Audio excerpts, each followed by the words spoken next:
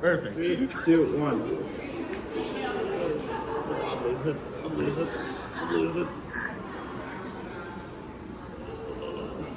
Oh, he's got me. Nice, Ethan. Excuse me. Would you like $5? Twinkle, twinkle, little star, how I wonder what you are. Up above a world so bright, like a diamond in the sky. Twinkle, twinkle, little star, how I wonder where you are. Awesome, bravo. Some of the other things I did for the Resiliency Challenge, I organized a group outing. We went to the IVNG game. I organized a little pre-game at the new bar Bert's.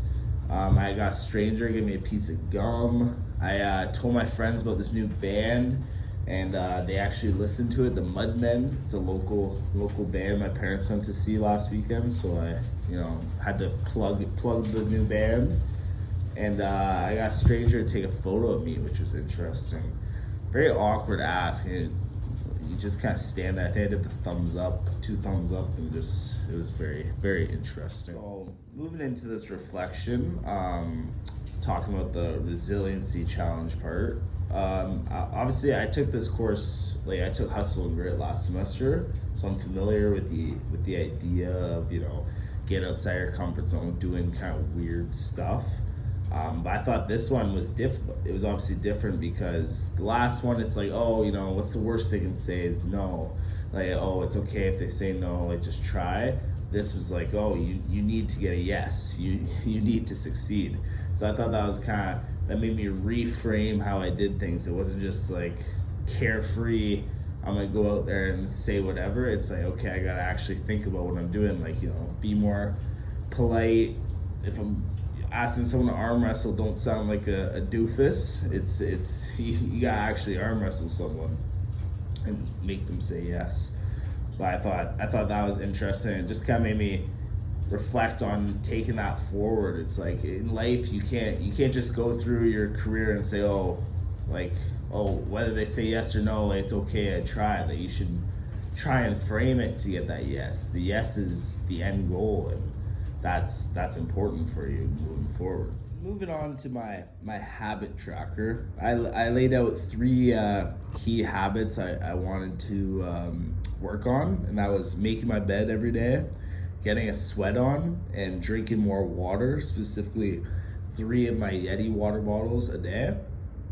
And overall, looking at my chart here, it's pretty successful. I can see a few red spots where I didn't do either of the 3, and then the days where I missed 1 or 2, whether I was too busy to get a sweat on, didn't drink enough water, etc. And obviously, look at this, I see a big correlation between getting away from my habits and the weekend when students partake in activities outside of the classroom.